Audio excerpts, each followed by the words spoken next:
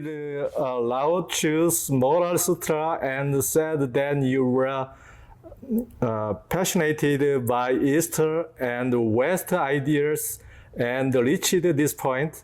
What part of Eastern philosophy shocked you at the time?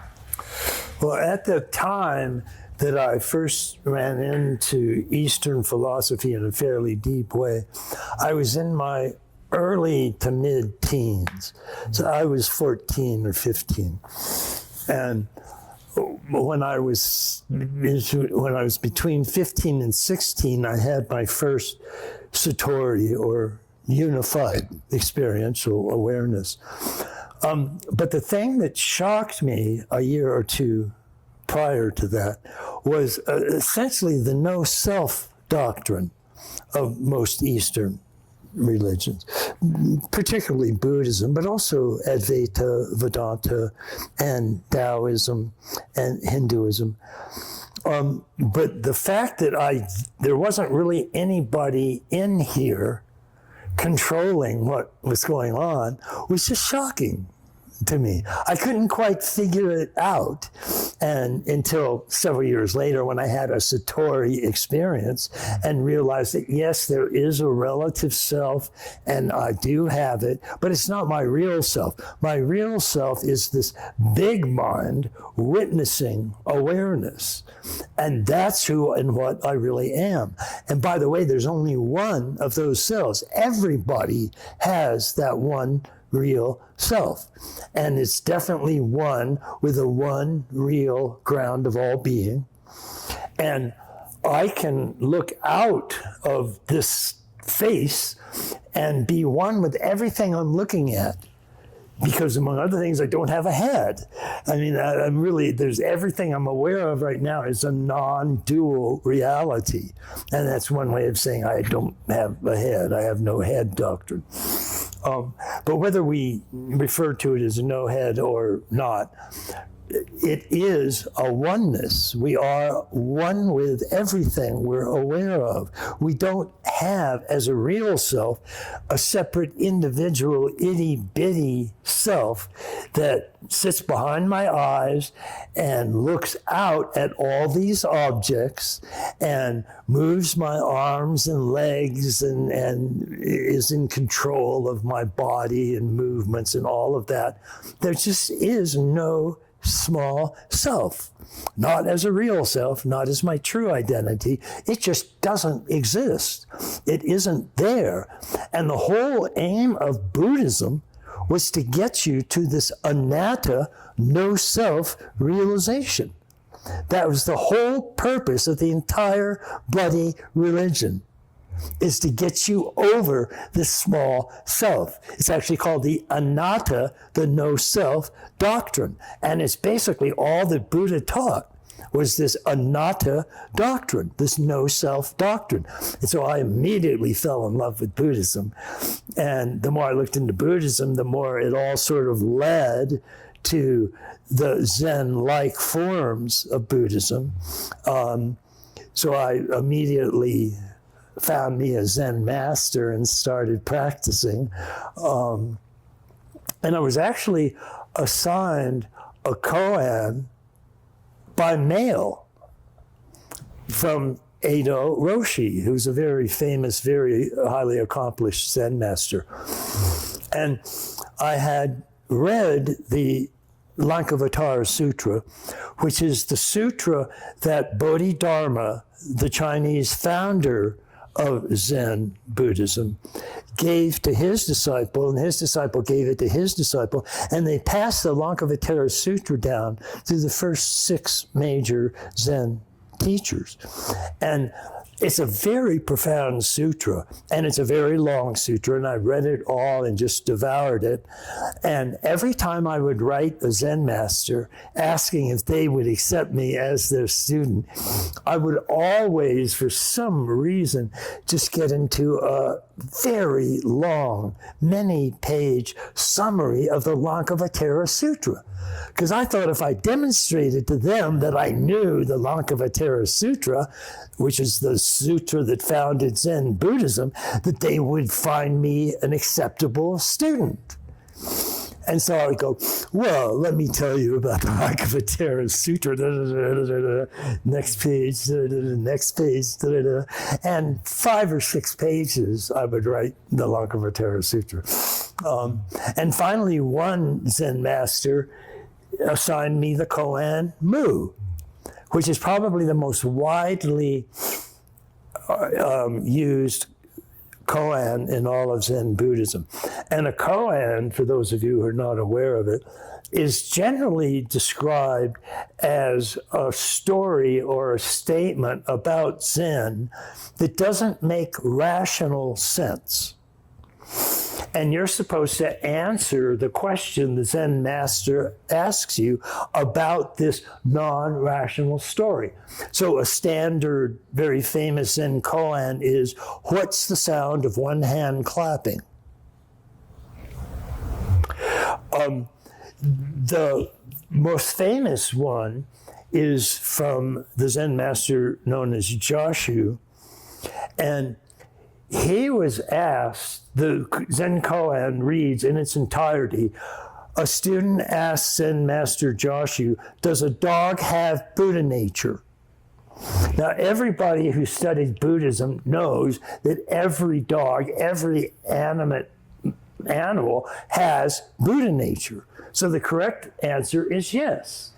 But the koan reads, a student asked Zen master Joshu, does a dog have Buddha nature?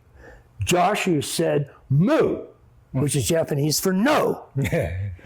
And so the Zen master says, what is this mu? And you have to go away and meditate until you figure out what the hell mu is. And then, by the way, the answer that you give the Zen master when he asks what is mu is you say mu. And that's it. And he can tell by how you say it if you are one with it or not. I mean, it's a fairly easy thing to spot, but a Zen master can certainly spot it. And so he gave me this koan, and I meditated on it for several years, and I actually got it. I cracked it. And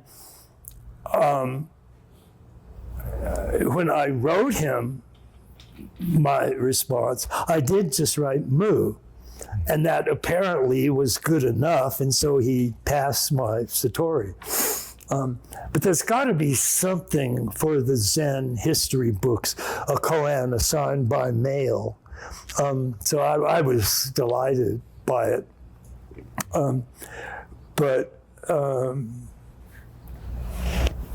that's my Zen koan story. I think the reason the no self doctrine sort of shocked me was that the culture I was brought up in was self-focused. You were supposed to have self-esteem.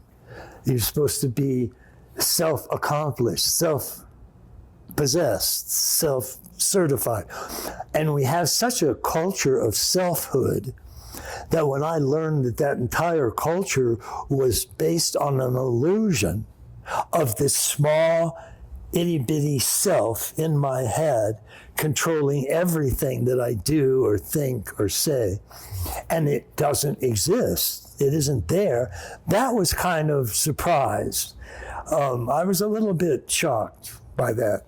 And then the more, of course, I got into mysticism, and the more I read almost all of the world's great religions, most of which I loved the mystical tract too, and the fundamentalist tract of all of them I found ridiculous, equally ridiculous.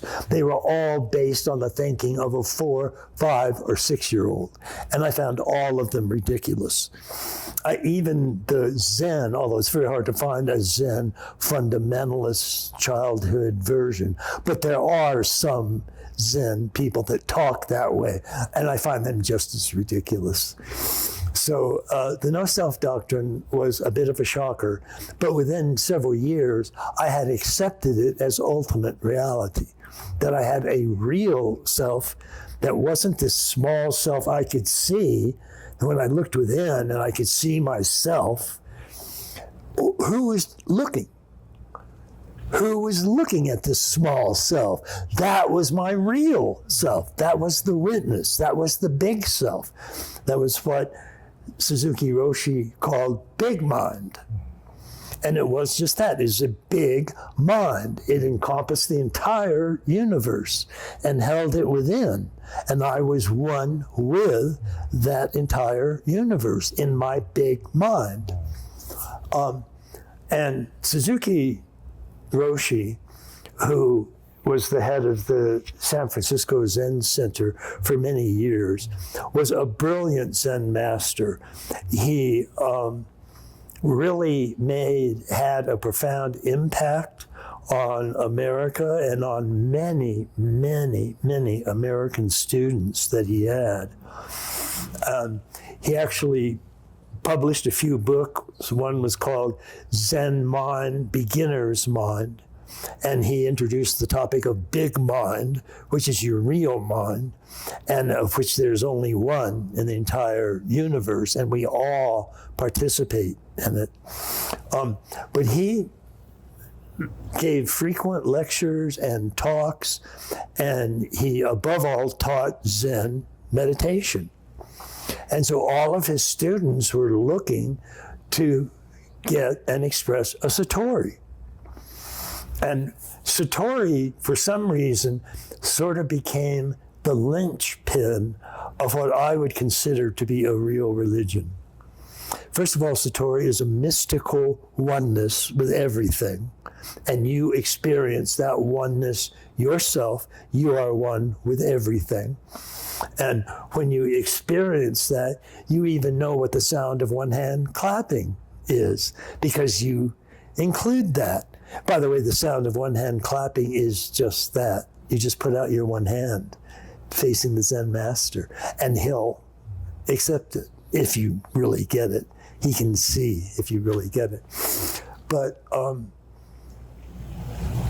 the no self was a shocker, and I'm glad I quickly got over that shock and moved on to genuinely mystical unities and mystical big mind. And that's still basically to this day my fundamental orientation to the world. And it stood me well.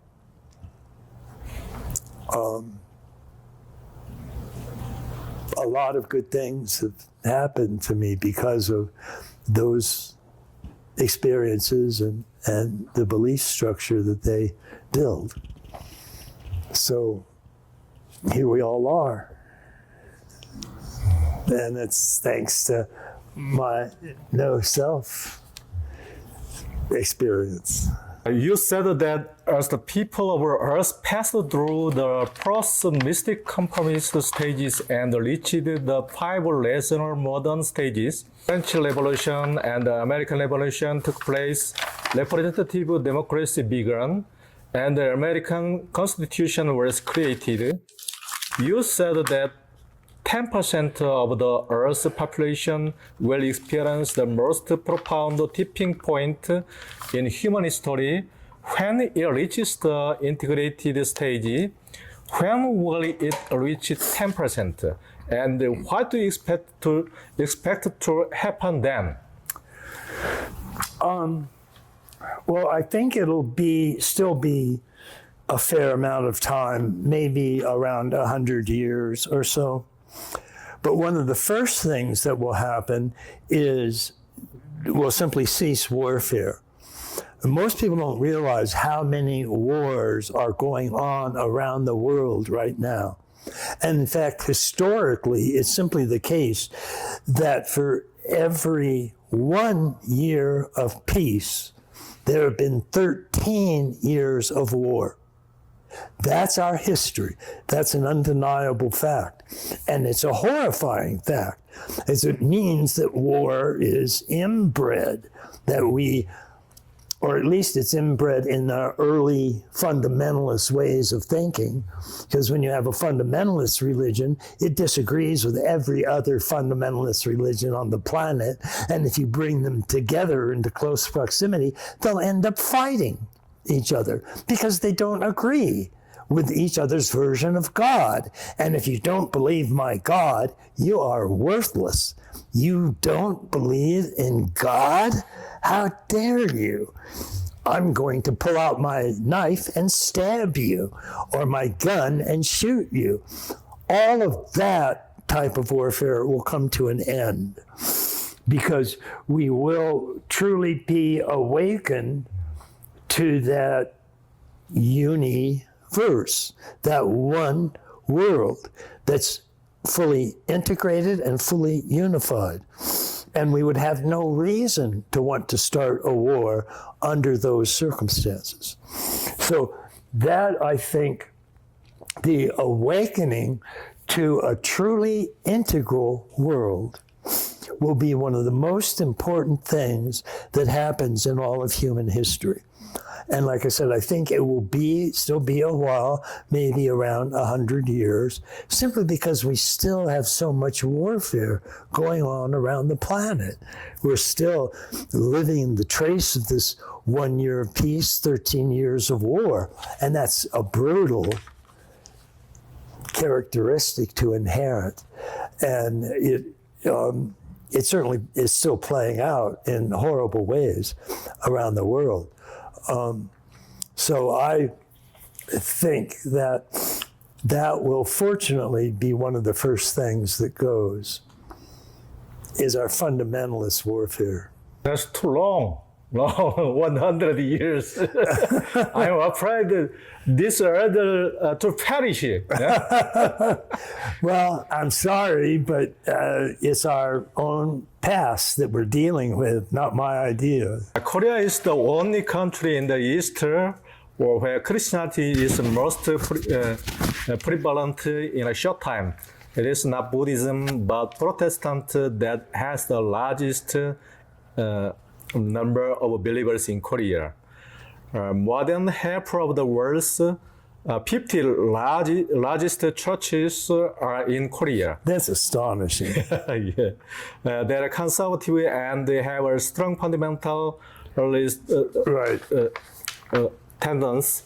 I would have been burned at the stake by church leaders if I had been born in the Middle Ages, because I criticized countless large megachurch pastors and religious leaders who sold tend to use Jesus to fulfill their desires and gain power.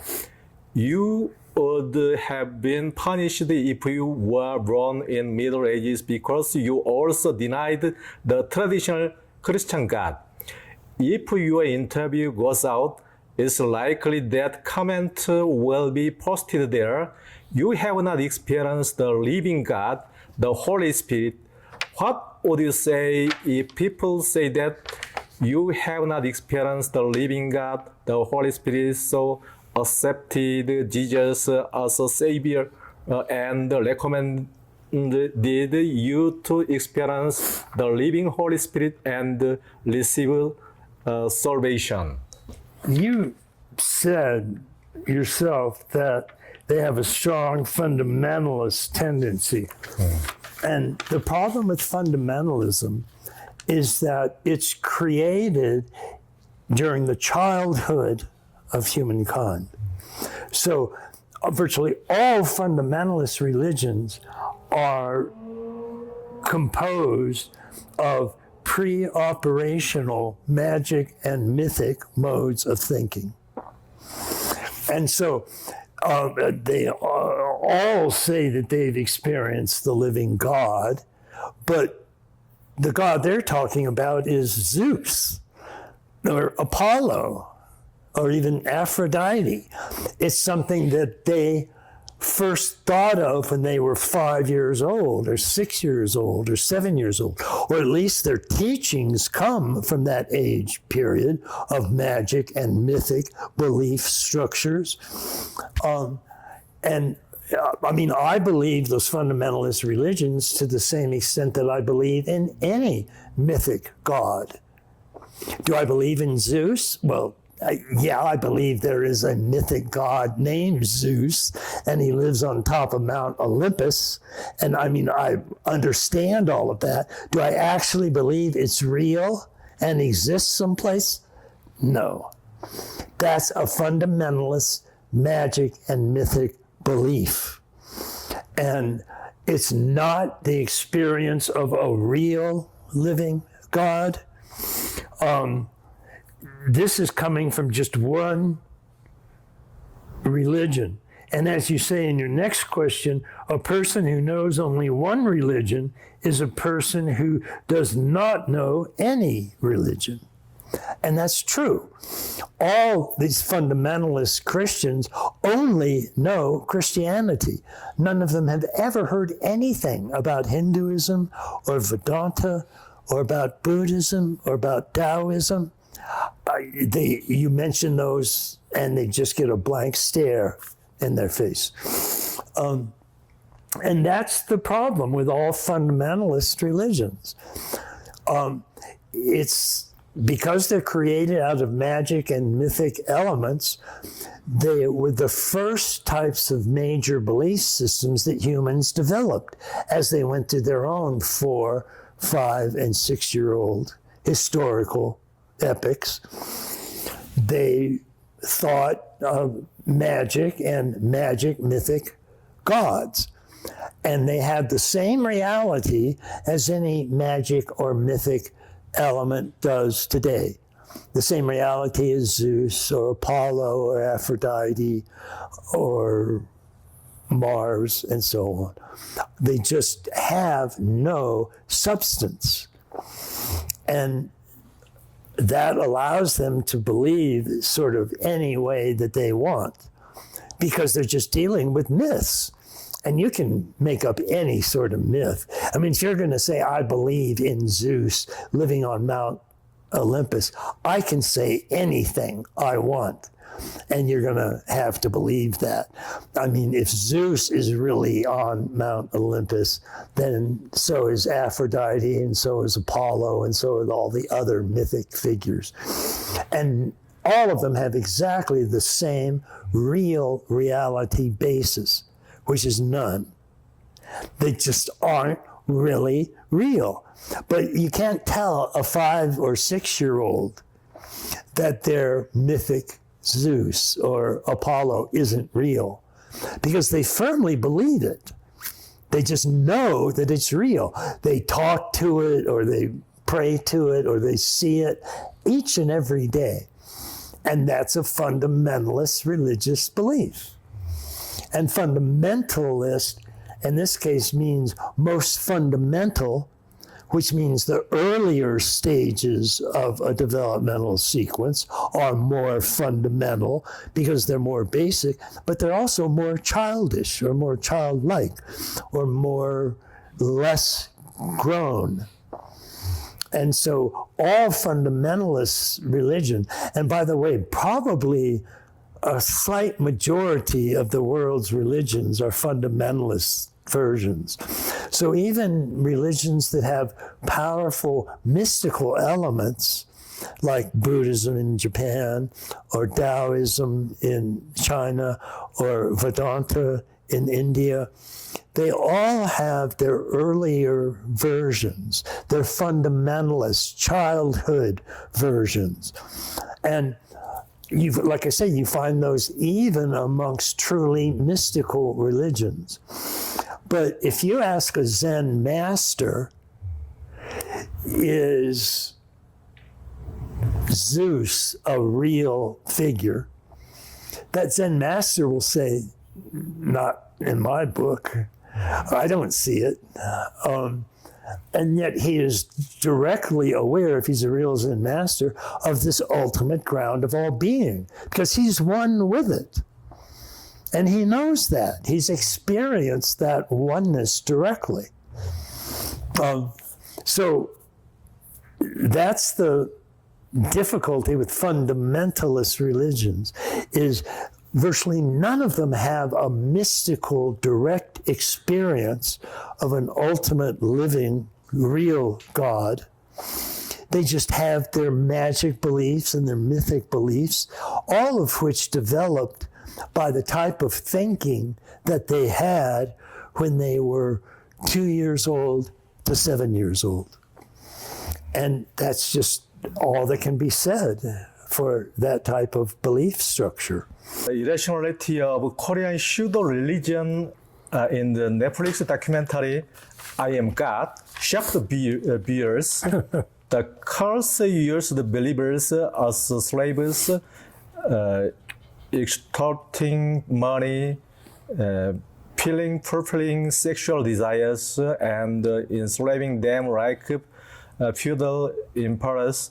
Why do you think many people are still easily misled by such a pseudo cults?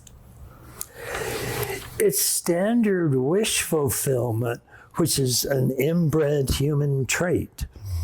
We are just willing to embrace the silliest number of things if we can also attach them to something good that's going to come because we believe them. And people are wonderfully willing to do that. And it's just a wish fulfillment. It's a wish they have, and they can see it fulfilled by this cult, or so the cult says, and so they jump. You can't hold them back. You don't have to push them into it. You can't stop them. It's a human trait to do this kind of stuff. And it has led to more human misery than I can recount. But it is definitely an inborn human trait. You say concentration, not awareness, brings self-contraction and pause to recognize the whole picture. That's right. As Max Muller, the founder of religious studies, said, a person who knows only one religion is a person who does not know any religion. The view of the person who knows only one religion is narrow. A person with a broad and high perspective is called a saint or sage. However, in fact, a person who strives and is observed with the one desire he has chosen achieves great achievement. It's said that if we want it badly, the universe will help. There is a saying that when you dig a well, don't dig from place to place, but dig only one until the end. Even if we read a book, there are people who want you to look at only one field deeply, and people who need to look at various things broadly. What would you advise on this? Well, again, it's a combination of both of these factors. So what I would recommend to the person who's saying this is, well, why don't you open up to the real universe? The universe is a universe, a one song, a one tune, a one melody. And that's right, it is one single ground of all being, as we've said many times. And there's room in that wholeness for both of these approaches. Because, I mean, it's true in a certain sense that you're going to dig a well, only dig in one spot. But that's not the only thing you're going to do in the world. It's just dig one well after another well after another well, because there are going to be things that you want to do one or two or three of simultaneously together. And that needs to be honored. The problem with fundamentalist religions, the person who knows only one religion is a person who does not know any religion, is if you study several religions, you're likely to hit at least one of them, like, say, Zen Buddhism, which isn't basically a fundamentalist religion. Zen is a real, genuine, mystical, inclined experience of a satori. And that is a profoundly important discovery. And so what happens when we go and look at one religion, we might get its fundamentalist version because it's the most accessible or popular. And then we look at another religion, we get another fundamentalist religion. And then we look at something like Zen or contemplative Taoism, and we find a genuine mystical religion. And they don't believe in anything the fundamentalists do. So as I said, if you say to a Zen master, well, do you believe that everything is created by Jehovah? And he also didn't have sex with a human woman, but he did somehow get her pregnant, and she bore his one and only son. The Zen master will go, you're nuts.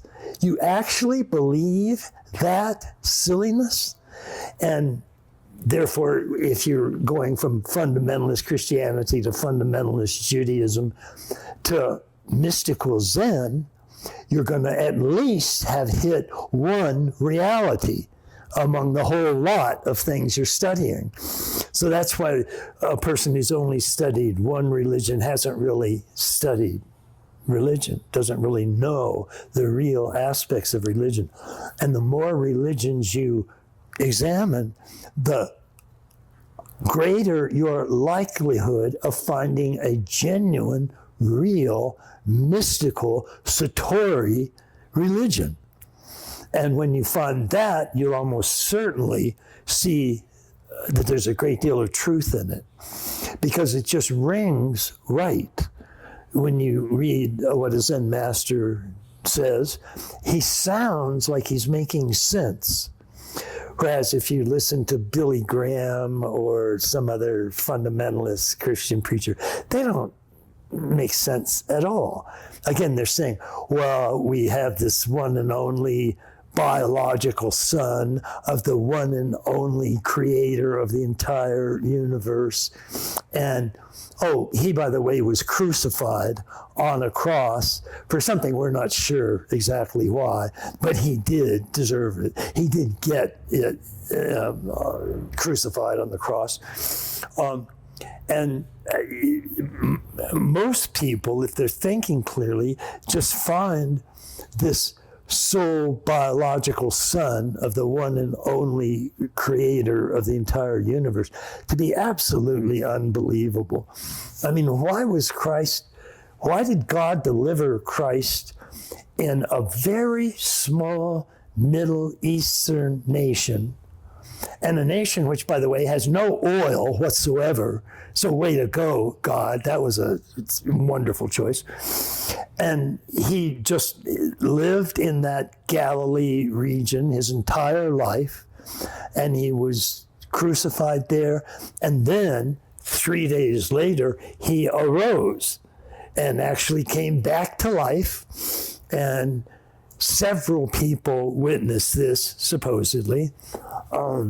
Certainly his main female, possibly even wife, Mary Magdalene, experienced the risen Jesus. But most people find the whole story convoluted and difficult and fundamentalist and childish. And it is fundamentalist and childish. That's the definition of a fundamentalist religion, is it goes back to your roots in childhood, or at least the way you were thinking in childhood, magically or mythically. What I would advise to that is that the person open up to the real world, that there are some things that require a single, focused, steady approach, like digging a well, and many other things, like building a car, which don't or won't work if you just use one single approach to reality. You have to include thousands of different parts in a real car.